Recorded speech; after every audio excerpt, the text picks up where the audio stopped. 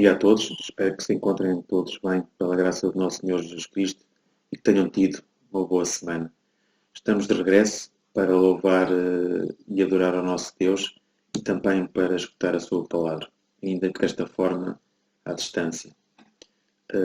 Muitos creem que Deus está em silêncio, passivo, desinteressado com o que possa suceder no mundo e numa humanidade que abandonou como um projeto falido, o que justifica a sua suposta falta de ação. As pessoas dizem que ele não age. Não atua perante as atrocidades, não atua perante o mal, não atua perante as injustiças e as calamidades que permite que sucedam sistematicamente. Incredulidade impera. Não há lugar para a fé nos tempos que correm. O ego sedento e voraz agarra-se ao concreto, ao fácil, ao imediato, ao que se vê. Não há nenhuma realidade para além daquilo que os sentidos e as invenções humanas conseguem captar. Que pretensão! Limitar um universo à percepção de uma criatura no meio de tantas. Os homens agarram-se a esta visão que não largam. Uma visão que não vê a longo prazo, nem além da materialidade das coisas. Mas Deus atua. Atua num plano que a nossa limitação não compreende. Num plano superior que nos transcende por inteiro. Deus é um Deus ativo, nunca passivo. Ele fala, Ele faz, Ele atua, Ele transforma a cada minuto, a cada segundo. Tudo quanto nos rodeia é evidência das suas mãos, do seu mover. O Senhor jamais cessa a sua ação e o seu poder, e tudo sustenta. Toda a vida, toda a matéria, tudo coabita através dele. Diz o salmista, nos versículos 3 e 4 do Salmo 11, se forem destruídos os fundamentos, que poderá fazer o justo? O Senhor está no seu santo templo, o trono do Senhor está nos céus. Os seus olhos estão atentos, e as suas pálpebras provam os filhos dos homens. A pergunta de Davi não é também a nossa? Quando os fundamentos estão a ser destruídos, o que poderá fazer o justo? Quando uma doença ataca, quando o casamento acaba, quando os filhos sofrem, quando a morte nos assalta, o que é que devemos fazer? Davi não responde à sua pergunta com uma resposta, mas sim com uma declaração. O Senhor está no seu santo templo, o trono do Senhor está nos céus. Deus não muda por causa das nossas tempestades, não recua perante os nossos problemas, nem se espanta com esses mesmos problemas. Ele está no seu santo templo, Ele está no seu trono nos céus. Os prédios podem ruir, as nossas carreiras podem desmoronar, mas Deus não. Destroços e escombros nunca o desanimaram. Deus transforma as tragédias em triunfo. Não foi isso que Ele fez com José? José estava na prisão no Egito, os seus irmãos tinham-no vendido e a esposa de Potifar entregou-o. Se o teu mundo está a desabar, o mesmo sucedeu a José. Moisés cuidava de rebanhos no deserto. Era isso que ele pretendia para a sua vida? O seu coração batia com o sangue judeu. A sua paixão era liderar os escravos. Por que Deus o deixou conduzir ovelhas? E Daniel? O que dizer de Daniel? Estava entre os mais brilhantes jovens de Israel, o equivalente a um estudante numa prestigiada universidade. A sua geração foi levada a Jerusalém. A cidade estava destruída e o templo em ruínas. José estava na prisão. Moisés no deserto. Daniel estava cativo, preso. Eram momentos tenebrosos. Quem poderia ver algo de bom neles? Quem poderia imaginar que a prisão de José seria um estímulo para o transformar no governador? Quem poderia imaginar que Deus estava a dar um treino de 40 anos a Moisés no deserto para ele liderar o povo? Quem poderia imaginar que Daniel, o prisioneiro, seria o conselheiro do rei? Deus faz coisas assim.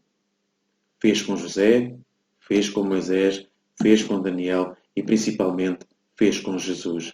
Nos nossos momentos mais difíceis talvez vejamos o que os seguidores de Jesus Cristo viram na cruz. A inocência sacrificada, a bondade assassinada, a fortaleza dos céus atravessada. As mães choravam, o mal lançava e os apóstolos tinham de certamente perguntar o que pode fazer uma pessoa honesta quando a lei e os bons costumes são desprezados. Deus respondeu à pergunta com uma declaração. Com o rumor da terra e o rolar da pedra os fez recordar. O Senhor Deus está no seu santo templo, o seu trono está no céu. E hoje devemos nos lembrar que Ele ainda está lá, no seu santo templo, no seu trono e que ainda está no controle. Ele ainda converte prisioneiros em príncipes, cativos em conselheiros e transforma dias difíceis em tempos de descanso. Diz-nos o salmista no versículo 5 do Salmo 40: Muitas são, Senhor meu Deus, as maravilhas que tens operado para conosco, e os teus pensamentos não se podem contar diante de ti. Eu quisera anunciá-los e manifestá-los, não são mais do que se podem contar.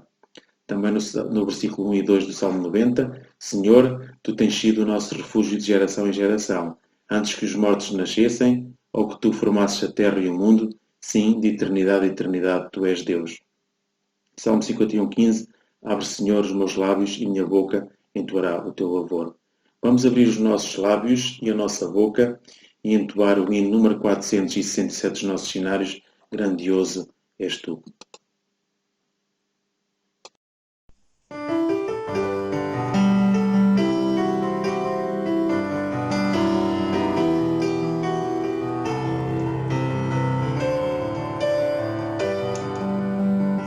Senhor meu Deus, contemplo extasiado o teu poder na vasta criação.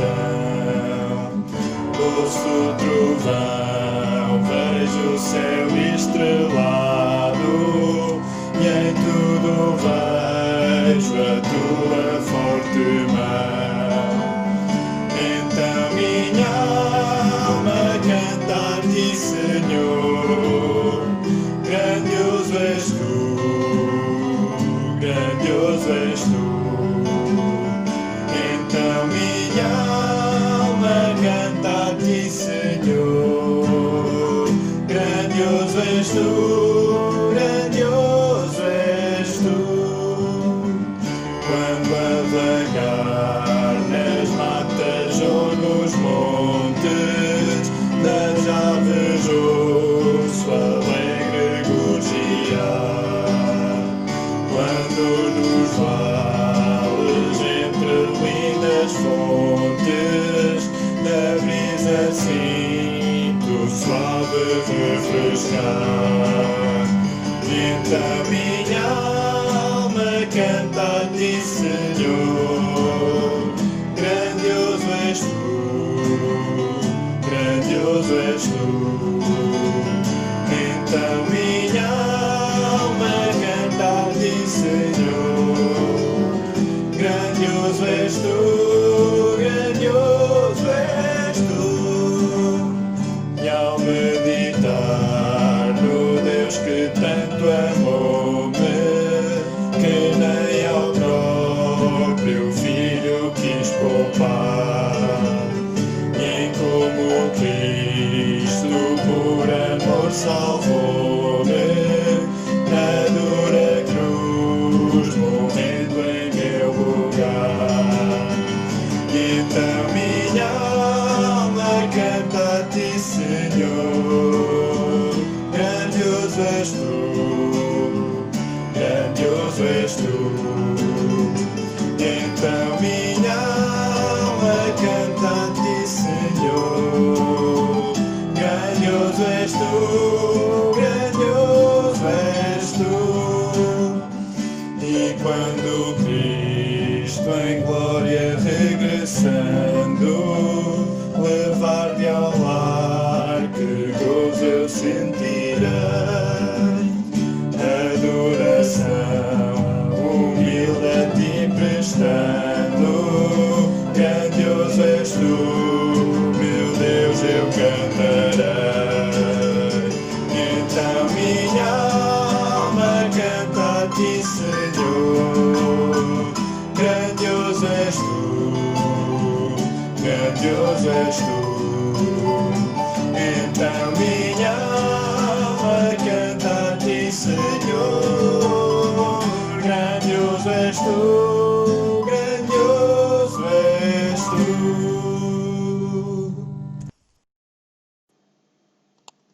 Exaltar a Deus significa colocar Deus num lugar alto, num lugar de respeito na nossa vida. Quando exaltamos a Deus, reconhecemos que Ele está acima de todas as coisas e é o nosso Rei. Temos muitos motivos para exaltar a Deus. Ele criou-nos, Ele ama-nos e cuida de nós. As suas obras são maravilhosas. Quando lembramos de quem é Deus e proclamamos por tudo o que Ele fez, estamos a exaltar a Deus. 1 Crônicas 16, os versículos 8 e 9 dizem-nos: Deem graças ao Senhor, Clamem pelo seu nome, divulguem entre as nações o que ele tem feito. Cantem para ele, louvem-no, contem todos os atos maravilhosos. Vamos agora escutar uma participação pelo Tiago e companhia, a quem eu agradeço todo o trabalho de edição do vídeo, e vão entoar um hino do Cântico Novo, O Teu Nome Exaltarei.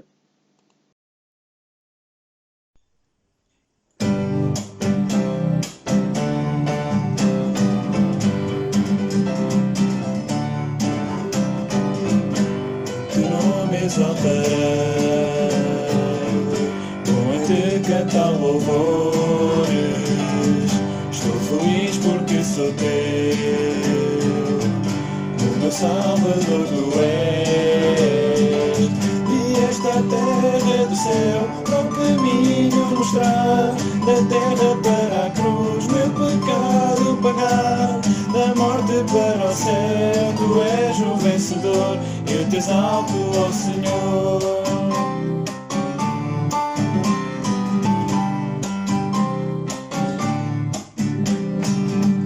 O teu nome exaltei, com a te cantar louvores. Estou feliz porque sou teu, o meu Salvador tu és. Vieste à terra do céu, caminho mostrar, da terra para a cruz, meu pecado pagar, da morte para o céu, tu és o vencedor. Eu te exalto, ó Senhor. Vieste à terra do céu, para o caminho mostrar, da terra para a cruz, meu pecado pagar, da morte para o céu, tu és o vencedor. Eu te exalto, ó Senhor. Eu te exalto, ó Senhor. Eu te exalto, ó Senhor. Deus atua e move-se no meio da imperfeição. E nós? Jesus veio para buscar e salvar o perdido. O samaritano socorreu o impuro. Davi usou um exército de homens com características diferentes do que à partida estaria à espera. E nós? O desafio da Igreja no presente é lidar com a diferença de uma forma diferente.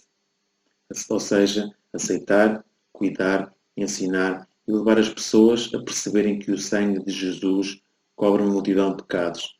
Deus transforma as trevas em luz. Quando somos indiferentes aos imperfeitos, quebramos o mandamento que está em Lucas 10:27, amarás o teu próximo como a ti mesmo. Há uns tempos vi uma oferta de emprego que dizia: precisam-se de homens e de mulheres para trabalhar na obra de Deus. Os interessados passarão por provas, por lutas, por perseguição, por tribulação, angústia, calúnia, injúrias e difamação. Exigências diárias indispensáveis: amor ao próximo, perdoar, leitura da palavra de Deus, vigiar, orar, jejuar, consagrar, guardar o coração do mundo, ser fiel, ter a vida no altar, visitar. Benefícios: a presença do Espírito Santo para te consolar, a presença do Pai na sombra do Onipotente, Jesus Cristo como advogado fiel, segurança de anjos 24 horas acampados ao teu redor e no final a vida eterna em glória nos céus. As portas estão abertas e as vagas para este emprego são ilimitadas. O contacto é a oração. Diz-nos o autor do hino 424, fala sempre ao Cristo, dá-me orientação, concede-me alegria e gozo em oração. Faz-me consagrado, muito pronto a trabalhar. Vamos entoar de seguida o hino número 424, Fala a minha alma.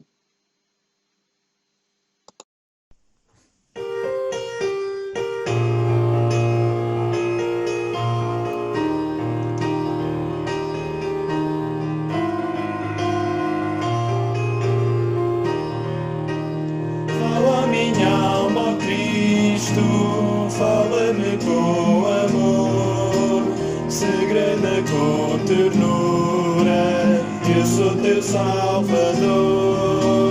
Faze-me bem disposto para te obedecer, sempre louvar teu nome e dedicar-te o ser. Faze-me ouvir bem manso, é suave murmurar. Na cruz verti meu sangue para te libertar. Fala-me cada dia, fala com terno amor. Segredo ao meu ouvido, tu tens um Salvador. Fala-me sempre, ó Cristo, dá-me orientação. Concede-me alegria e gozo em oração. Faze-me consagrado, muito pronto a trabalhar. Temindo sempre o tempo, pois logo vais voltar. Faze-me ouvir bem manso, em suave murmurar. Na cruz verti meu sangue para te libertar. Fala-me cada dia, fala com terno amor. Segredo ao teu ouvido, tu tens um Salvador. Como na antiguidade mostravas teu querer, revela-me hoje e sempre qual seja o meu dever. A ti somente eu quero louvores entoar, teu nome eternamente engrandecer e honrar. Faze-me ouvir bem manso, bem suave murmurar. Na cruz verti meu sangue para te libertar. Fala-me cada dia, fala com terno amor. Segredo ao meu ouvido, tu tens um Salvador. Vamos agora pedir a bênção do Senhor para a nossa reunião e gostaria que os irmãos me acompanhassem através de uma pequena oração. Pai querido, obrigado por mais um dia que tu nos deste, pela paz que nos concedes. Tu és o mesmo Deus de ontem, o Deus da criação, o Deus que nos criou à sua imagem e semelhança. Nós, seres humanos, nunca estamos satisfeitos e imaginamos sempre algo mais. Por isso, pecamos contra ti, desobedecendo. Mas tu és um Deus misericordioso, um Deus amoroso, e enviaste-nos o teu Filho unigênito para que não pereçamos e que, através da sua obra redentora, possamos estar um dia contigo. Pai, perdoa as nossas falhas. Muitas vezes eu vou aos teus pés apenas para pedir que me abençoes e esqueço-me de pedir perdão pelas minhas falhas, Pai. Eu te clamo neste momento, Pai, caminha comigo, caminha com os meus irmãos. Toma as nossas vidas, Pai, e conduze-as nos teus propósitos, na tua direção. Tu ainda és o Deus que remove pedras, Pai. Tu és o Deus que remove as nossas angústias, as nossas tristezas, as nossas doenças. E quero-te pedir uma bênção especial pelos nossos irmãos que estão doentes, pelo seu restabelecimento. Também que os acompanhes neste período de sofrimento, para que os alivies. Quero pedir uma bênção especial pelo nosso irmão Varandas, pelo nosso irmão Samuel Oliveira, pela nossa irmã Luísa, pela nossa irmã Arminda, entre muitos outros irmãos que se encontram doentes. Também te quero pedir uma bênção especial para o terceiro Pai por a sua palavra, para que possamos aprender mais de ti e que possamos pôr em prática o que vamos aprender hoje, guardando nos nossos corações. Eu te peço o nome do teu amado Filho.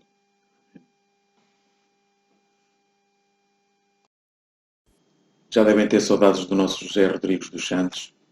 Vamos então ouvir o Paulito e os anúncios que ele tem para nós nesta manhã. Olá, irmãos. Espero que se encontrem bem.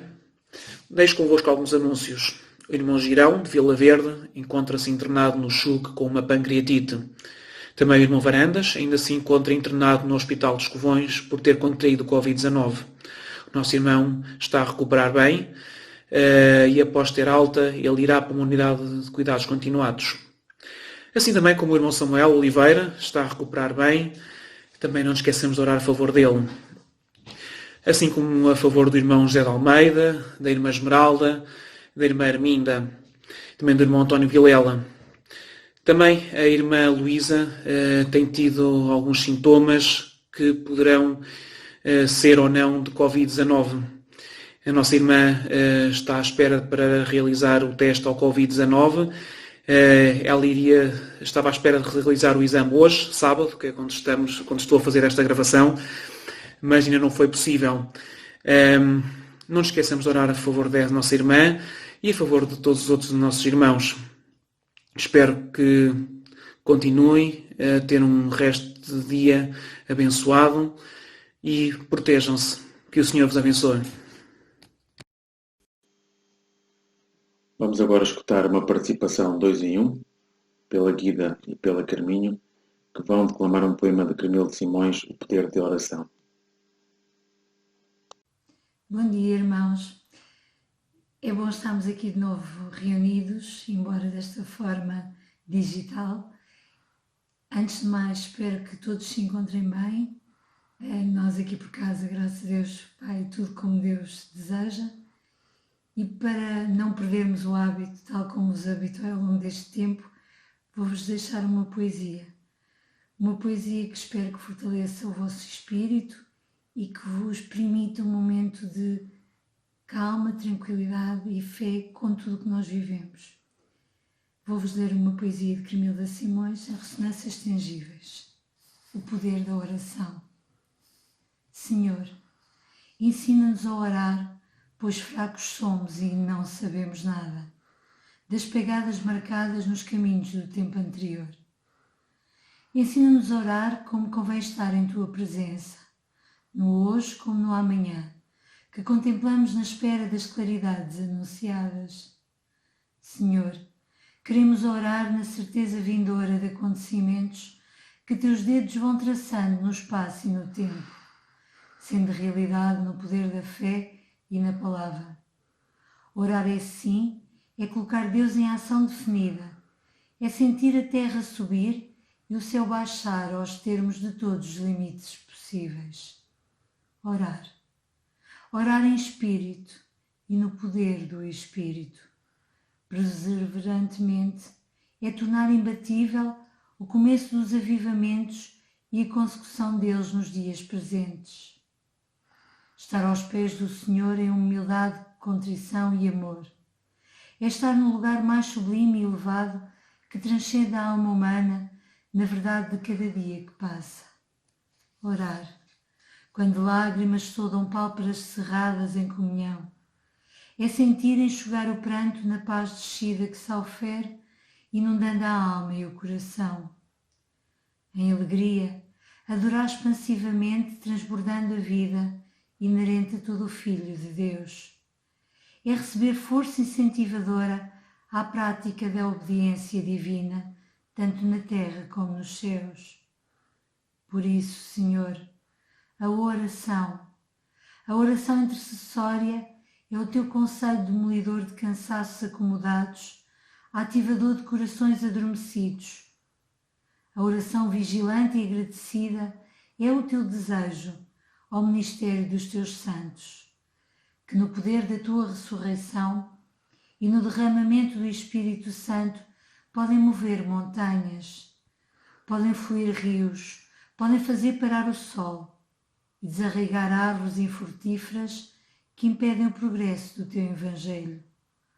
Oração eficaz no serviço de Deus. Oração vital e poderosa que traz consigo a força que se expande. O amor, o Teu amor, Senhor, mas amor que se escreve com letra grande. Vamos ter mais uma participação musical e que o nosso desejo seja o que está expresso no hino com que eles vão participar. Diz-nos assim a letra do hino. Quero andar com o meu Jesus, cada dia em meu viver. Quero andar em sua luz e servi-lo sempre com prazer. Com Jesus eu quero andar, com Jesus sempre viver. A Jesus sempre agradar, a Jesus servir e obedecer. Vamos então escutar mais uma participação musical.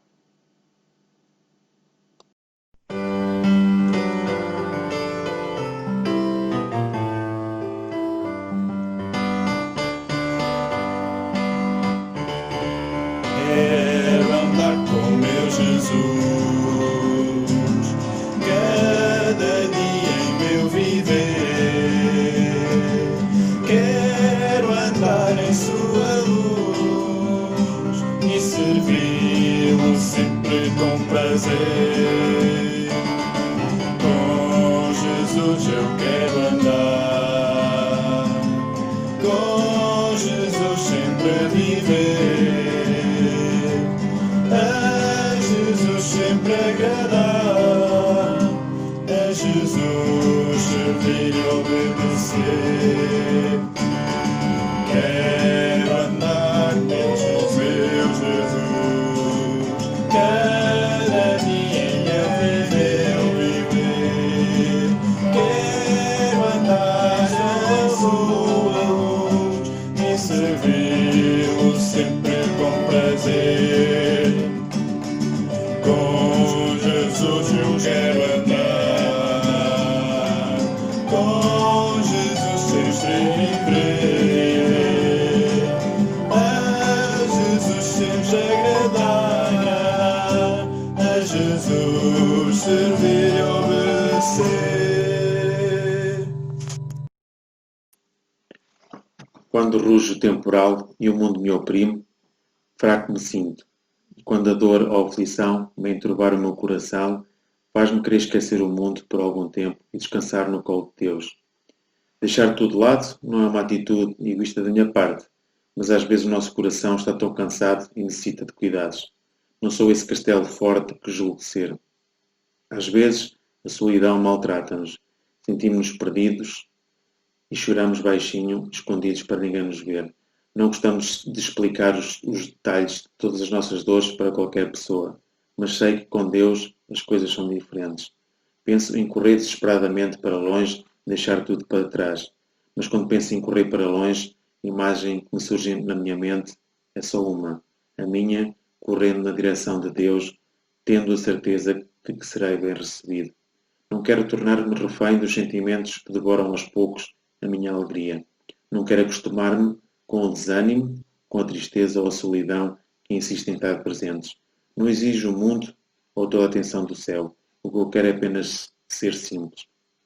Conto para Deus como o meu coração se sente e peço o seu colo, o seu cuidado. Não importa para onde eu decida fugir, porque o melhor lugar para estar será sempre dentro do abraço de Deus. Paz e descanso a mim os teus braços dão, de noite vou orar, mais perto quero estar, meu Deus, de ti. Vamos entoar de seguir ao hino número 236, mais perto de ti.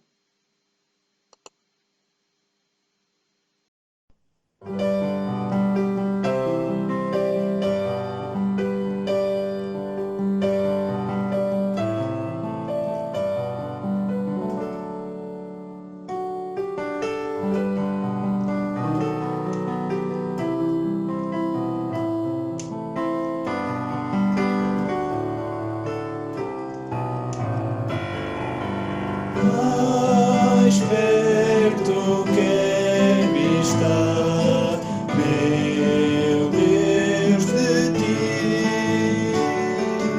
ainda que seja a dor que me une a ti,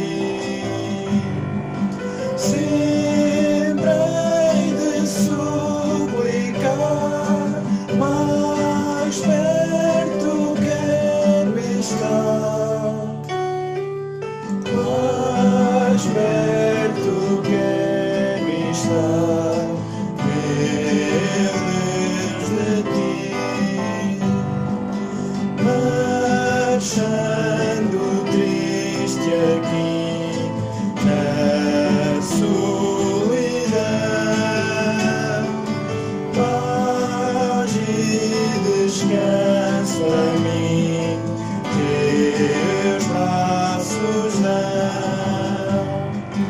De noite vou orar, mais perto quero estar, mais perto quero estar, meu Deus, de ti. Minha alma vai cantar a ti, Senhor, enquanto me guiar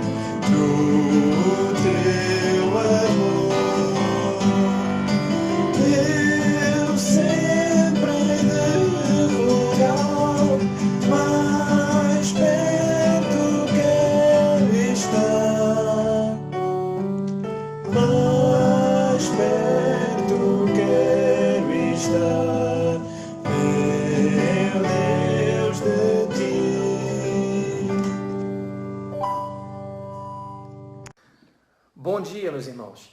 Que a graça e a paz do nosso Senhor e Salvador Jesus Cristo esteja com todos nós, hoje e para todo sempre. Antes de iniciarmos, eu queria mandar um parabéns especial a todas as mães pelo dia e pedir ao Senhor que derrame sobre todas elas bênçãos sem medida e que abençoe de uma maneira especial. Meus irmãos, pensando nisso e pensando nesse dia especial de hoje, eu queria trazer uma mensagem acerca que tem o seguinte tema: o que uma mãe pode nos ensinar sobre a vida? O que uma mãe pode nos ensinar sobre a vida? Nos dias em que vivemos hoje, de isolamento social, são grandes as dificuldades que nós temos para enfrentar a nova rotina, uma rotina que nos foi imposta, uma rotina que não é nossa escolha, é uma rotina que nos foi outorgada, se é que nós podemos dizer assim, né?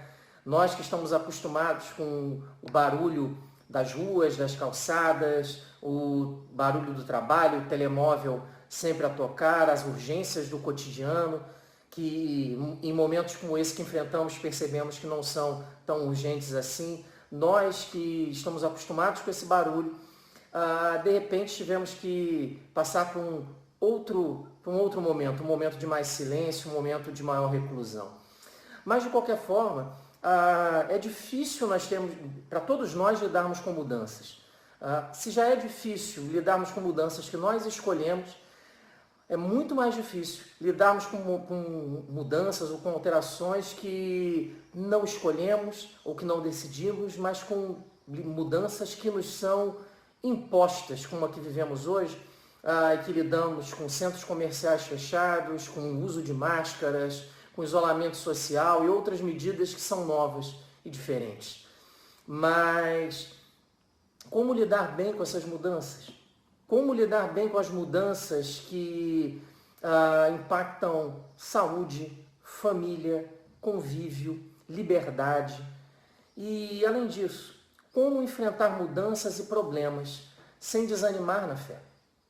E pensando nisso, na dificuldade que é enfrentar esses problemas, essas mudanças, em especial na dificuldade de enfrentarmos mudanças que não são escolhas nossas, mas são imposições da vida, eu quero aproveitar esse Dia da Mãe, em especial, para examinarmos um exemplo narrado nas Escrituras de uma mãe que aprendeu a lidar bem com os problemas, bem com as dificuldades da vida, e justamente por isso, o exemplo dela tem muito a nos ensinar. A história que eu quero compartilhar com você é de uma jovem descrita na Bíblia. É uma moradora de uma aldeia que era próxima a uma cadeia montanhosa na região do Líbano, mais ou menos a uns 35 quilômetros a oeste do Mar Vermelho. Do Mar Vermelho não, perdão, do Mar Mediterrâneo. Essa jovem, ela ficou noiva provavelmente aos 14 anos, ela casou-se muito jovem e foi mãe provavelmente aos 15 anos de idade. O nome dessa mãe é Maria, ela que foi escolhida por Deus para ser a mãe de Jesus. E o que eu quero que nós vejamos juntos é quais são, por meio das Escrituras, as atitudes que uma mãe do século I, o modo pelo qual ela lidava com os problemas, com as dificuldades da vida, e de que forma o comportamento dela pode nos ensinar hoje a vivermos uma vida que agrade mais a Deus. O texto que eu quero ler com os irmãos e que nos ensina, ou que nos mostra o que uma mãe pode nos ensinar, é o texto que está lá no capítulo 2 de Lucas, capítulo 2, versículos 8 a 19. Lucas, capítulo 2, versículos 8 a 19. Diz a palavra de Deus para nós o seguinte: havia, naquela mesma região, pastores que viviam nos campos e guardavam o seu rebanho durante as vigílias da noite. E um anjo do Senhor desceu aonde eles estavam, e a glória do Senhor brilhou ao redor deles, e ficaram tomados de grande temor. O anjo, porém, lhes disse: não temais, eis que aqui vos trago boa nova de grande alegria, que o será para todo o povo. É que hoje vos nasceu, na cidade de Davi, o Salvador, que é Cristo, o Senhor. E isto vos servirá de sinal. Encontrareis uma criança envolta em faixas e deitada em manjedoura. E subitamente apareceu com um anjo uma multidão da milícia celestial, louvando a Deus e dizendo: glória a Deus nas maiores alturas e paz na terra entre os homens, a quem ele quer bem. E ausentando-se deles os anjos para o céu, diziam os pastores uns aos outros: vamos até Belém e vejamos os acontecimentos que o Senhor nos deu a conhecer. Foram apressadamente e acharam Maria e José e a criança deitada na manjedoura. E vendo-o, divulgaram o que lhes tinha sido dito a respeito deste menino. Todos os que ouviram se admiraram das coisas referidas pelos pastores. Maria, porém, guardava todas estas palavras, meditando-as no coração. Então, meus irmãos, o que a Escritura nos mostra sobre o modo com o qual Maria lidava com os problemas e as mudanças da vida? E de que forma o comportamento dela pode nos ensinar hoje a vivermos uma vida que agrade mais a Deus? O que essa mãe tem a nos ensinar a respeito da vida? E eu separei 3 lições aqui que esse texto nos traz acerca de como lidar com os problemas e com as mudanças. E a primeira é essa. Maria, ao invés de voltar a sua atenção para os problemas e as mudanças da vida, se preocupava em guardar as coisas de Deus no coração e em viver para Deus.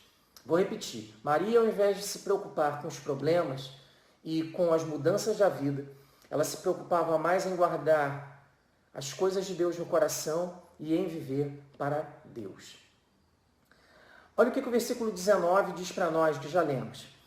Maria, porém, guardava todas estas palavras, meditando-as no coração. Vamos dar uma olhada na vida de Maria, nesse período aqui, que é provavelmente o ano 1, né? Depois de Cristo. Olha as mudanças que Maria sofre no intervalo de menos de um ano. Em menos de um ano, Maria fica noiva de José. O anjo Gabriel aparece para ela e informa que ela daria luz ao Messias e que a sua prima Isabel, com idade avançada, também estava grávida. Maria conta a José da gravidez e ele intenta deixá-la em secreto. Um anjo aparece para José e confirma a história contada por Maria, confirma para ele que o filho que Maria espera é fruto do Espírito Santo. Maria visita a sua prima Isabel, que também estava grávida, já grávida de João Batista, o que também era um milagre, porque ela contava com idade avançada. Maria retorna após 3 meses, Maria se casa com José. Aos 9 meses de gravidez, José e Maria recebem a notícia de que havia sido determinado pelo Império Romano a realização de um censo e que, em virtude disso, José deveria se dirigir até a sua cidade de origem, que era Belém, cidade de Davi, e José tem que fazer essa viagem e opta por fazer essa viagem acompanhado da sua família, no caso Maria e Jesus ainda no ventre dela. Durante a viagem, Maria dá à luz a Jesus numa manjedoura, diante das dificuldades de alojamento naquele período. Uma estrela aparece no céu para indicar o caminho, o local onde o Messias havia nascido. Pastores são avisados por anjos que o Messias havia nascido em Belém, que estava em uma manjedoura. E esses pastores visitam Jesus e contam a Maria e a José que estavam ali por orientação divina. Olha quanta coisa aconteceu na vida da Maria no intervalo inferior a um ano. As mudanças foram muito grandes.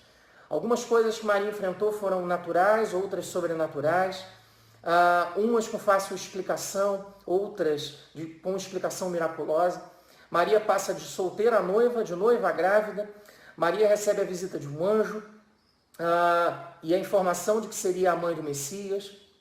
Ela sofre a ameaça de ser abandonada pelo seu noivo. José também é visitado por esse anjo. Maria faz uma longa viagem grávida, dá à luz Nesse período, durante a viagem, porque não contava com alojamento, então seu filho acabou tendo que ficar em uma manjedoura, e depois ela recebe a visita desses pastores. Apesar de todas essas mudanças, de todas essas transformações, de todas essas dificuldades e contratempos da vida que Maria sofre, ela tem uma preocupação não nas circunstâncias, não nas mudanças abruptas, não nos milagres, mas a preocupação e o foco dela eram outros. Ela não se preocupava com ter que dar à luz próximo a animais ou ter que fazer uma viagem muito longa grávida. Não era essa a preocupação. Ela não se lamentava por isso, ela não murmurou em virtude disso, mas ela procurava como serva de Deus, como esposa e como mãe. Ela buscava guardar as coisas de Deus em seu coração.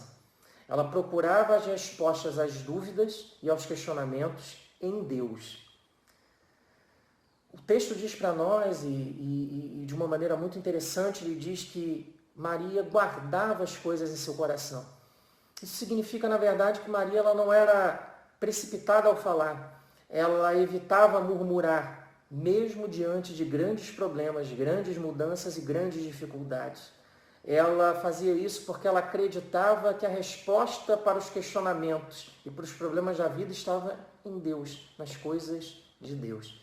E por isso que o texto diz que Maria guardava as coisas em seu coração, as coisas de Deus em seu coração. Diante disso, meu irmão, minha irmã, quero te fazer uma pergunta. O que você tem guardado em seu coração? Nós temos nos esforçado para guardarmos as coisas de Deus em nosso coração?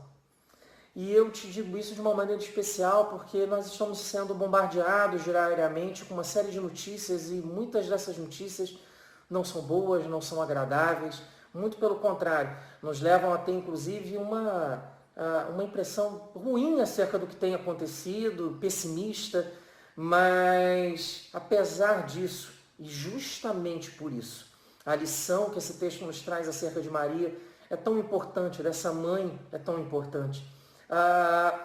E a lição é que devemos manter, apesar das circunstâncias da vida, o nosso coração voltado para as coisas de Deus e cheio das coisas de Deus, em especial nos dias em que vivemos. Essa é a primeira grande lição e é o que podemos aprender aqui com o exemplo de Maria. Maria era alguém que guardava em seu coração as coisas de Deus. Que nós façamos o mesmo, que tenhamos esse desejo e essa vontade concedida por Deus de guardarmos em nosso coração as coisas dele. A segunda lição que a Escritura nos traz acerca dessa mãe do século I, de Maria, é a seguinte, é que Maria era uma mulher de fé, que buscava sempre estar próxima a Deus, especialmente nos momentos difíceis. Maria era uma mulher de fé, que buscava estar próxima de Deus, principalmente nos momentos difíceis. Eu vou mudar o texto, nós vamos avançar um pouco na vida dela. Nós vamos sair do século I, vamos sair do ano 1 e vamos caminhar até o ano 33, para a parte final do ministério de Cristo, para a crucificação. Jesus é preso, condenado à morte de cruz, e no momento em que Jesus é crucificado, ele passa por esse momento sem companhia de grande parte daqueles que caminharam com ele. Durante o período da crucificação e no momento da crucificação estão presentes ali algumas mulheres o apóstolo João. É isso que o texto bíblico diz para nós. E o que eu quero ler especificamente acerca desse momento do ministério de Cristo e que também envolve a vida a Maria, é o texto que está lá em João, capítulo 19, versículo 25. João, capítulo 19, versículo 25, diz a palavra do Senhor para nós. E junto à cruz estavam a mãe de Jesus e a irmã dela e Maria, mulher de Clopas, e Maria Madalena. Meus irmãos, Maria esteve presente durante grande parte do ministério terreno de Cristo.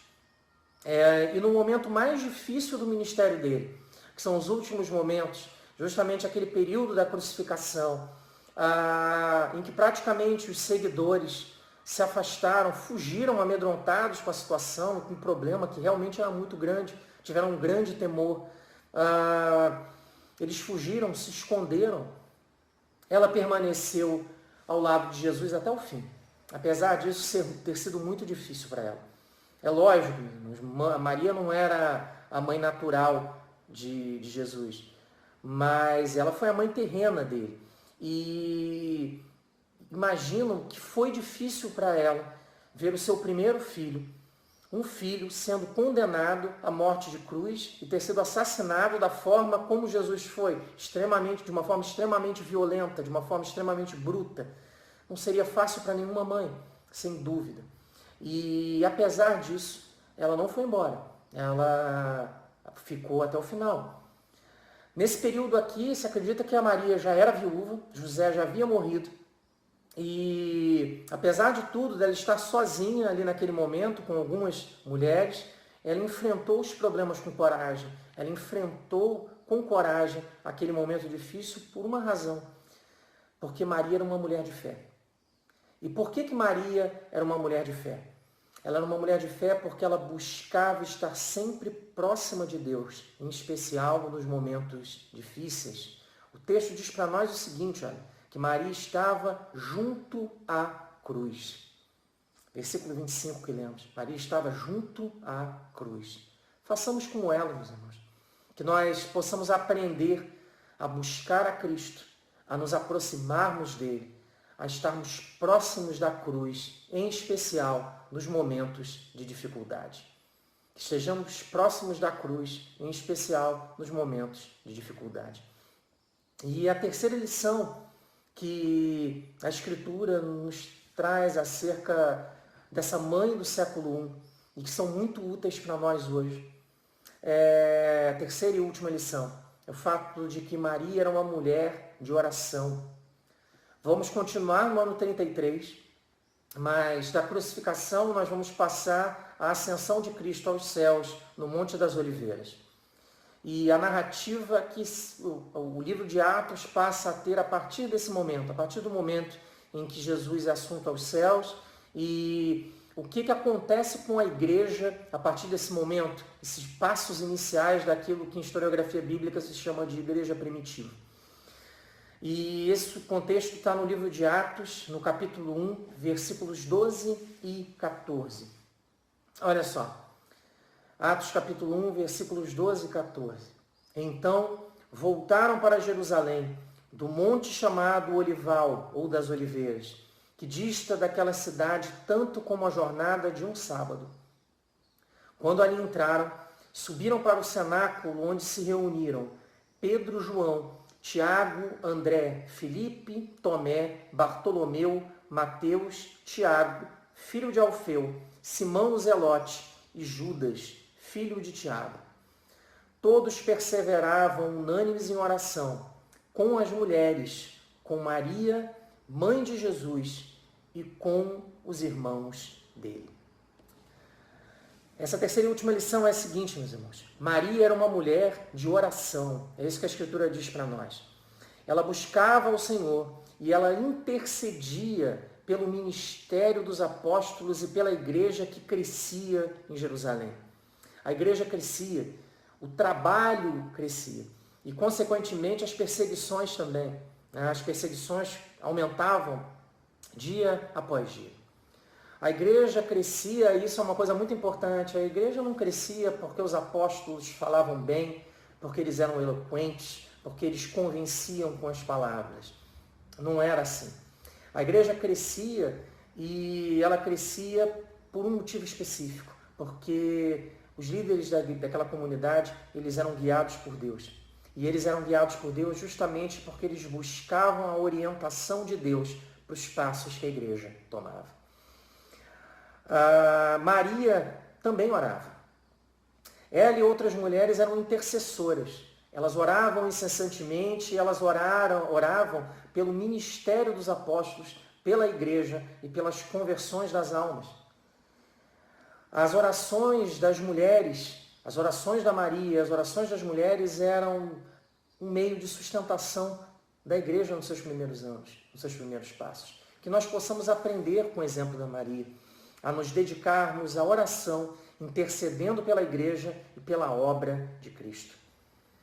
A terceira e última lição desse texto é essa, que nós busquemos ao Senhor, busquemos a sua orientação em oração, para que Ele nos mostre a solução para os problemas, para que quando os problemas, as dificuldades da vida apareçam, possamos buscar e obter dele orientação correta e para que com isso possamos tomar decisões que estejam de acordo com a vontade de Deus. Então, meus irmãos, nesse dia da mãe em especial, que uma mãe do século I, uma personagem tão importante dentro da história bíblica, o que ela tem a nos ensinar? O que Maria tem a nos ensinar como mãe, como esposa e como serva de Deus? O que ela tem a nos ensinar para que nós possamos enfrentar os problemas, as mudanças de vida, as mudanças, as dificuldades de uma forma diferente? São 3 lições e falamos sobre elas. A primeira é a seguinte, meus irmãos. Maria, ao invés de voltar a sua atenção para os problemas e para as mudanças da vida, ela se preocupava em guardar as coisas de Deus no coração e em viver para Deus. Maria guardava as coisas de Deus no coração. Que nós façamos o mesmo, que guardemos as coisas de Deus, as coisas que realmente importam em nosso coração. Guardemos a palavra dele, os ensinamentos dele no nosso coração. Segunda lição, Maria era uma mulher de fé que buscava sempre estar próxima de Deus, especialmente nos momentos difíceis. Fique próximo à cruz, não saia de perto de Jesus. Fique próximo dele. Busque nele refúgio, abrigo, conselho. Busque ao Senhor. Não saia de perto dele. Principalmente quando a dificuldade e os problemas vierem, porque ele é que pode nos orientar a superarmos essas dificuldades. E por último, a lição que esse texto nos traz, esses textos que lemos, a Escritura nos traz, é a seguinte: Maria era uma mulher de oração. Ela orava e ela intercedia pelos apóstolos, pelo ministério da igreja e pela vida daqueles líderes no início da igreja. Que nós tenhamos essa mesma iniciativa, que nós oremos pela igreja, que nós oremos por aqueles que nós amamos, que nós oremos pelos líderes, que nós oremos pelo nosso país, que nós oremos para que esse tempo que vivemos difícil passe logo, para que a mão misericordiosa do Senhor venha sobre nós e para que em breve possamos estar juntos, agradecendo a Ele por tudo, agradecendo pelas misericórdias, pela graça, pela benevolência, pelo cuidado pelo qual o Senhor tem tido para conosco. E em especial, para que quando tudo isso acabe, possamos estar próximos daqueles que ainda têm mãe, né? Mãe aqui conosco, possamos dar um abraço, um beijo, que é algo que não podemos fazer nesse período de dificuldade, mas que cremos no Senhor, que em breve poderemos estar juntos e agradecer por quem nos trouxe ao mundo e por quem nos abençoou e nos abençoa até hoje. Meus irmãos, para encerrarmos, eu quero orar. Quero orar e pedir para que o Senhor aplique essa palavra no nosso coração e que Ele fale ao seu coração aquilo que eu, porventura, não pude falar, mas que a Escritura fala, e fala de maneira plena, de maneira absoluta, porque ela é fonte de bênção, de cuidado e de salvação para a nossa vida. Vamos orar, meus irmãos? Senhor, nós te agradecemos, Pai, por esse momento especial, dia em que comemoramos o Dia da Mãe. Agradecemos, Pai, porque aqueles que têm mãe ainda podem ser gratos, porque podem ter alguém que cuidou deles próximo, alguém que os ama de verdade, alguém que se preocupa. E nós somos gratos, Pai, pela mãe que tivemos ou que ainda temos, e por tudo que o Senhor tem feito e ainda faz nas nossas vidas por intermédio da nossa família, em especial da nossa mãe. Senhor, pedimos, Pai, que o Senhor cuide da nossa vida, nos abençoe e que possamos, Pai, aplicar essa palavra em nossa vida. Que esse exemplo de Maria, uma mãe do século I, uma mãe especial, possa nos abençoar e nos ensinar ainda hoje. Que possamos ter esse desejo de guardar as tuas coisas em nosso coração. Que sejamos homens e mulheres de fé. e que sejamos homens e mulheres de oração, que colocam as coisas, os problemas, as dificuldades da vida diante do teu altar, diante da tua cruz, porque em ti confiamos e em ti buscamos orientação. Nos abençoa, Pai, cuida de nós, cuida, Pai, em especial daqueles que nós amamos e que têm sofrido, Pai, com esse momento difícil que enfrentamos, seja mãe, pai e outros familiares que nós temos que são de maior idade e que não podem, que são grupo de risco, por isso estão mais expostos a esses problemas do Covid-19. E tem misericórdia, Senhor, de nós, para que essa mudança que tem acontecido na nossa vida, que tem acontecido na igreja, Pai, possa ser abrandada e que em breve, Pai, possamos estar juntos para agradecer pelas bênçãos, pelo cuidado e que possamos estar juntos em breve, Pai, das nossas mães. É o que te pedimos, Senhor, é o que te agradecemos. Em nome de Jesus, Pai. Amém. Fiquem com Deus, meus irmãos. Que o Senhor nos abençoe e em nome de Jesus. Amém.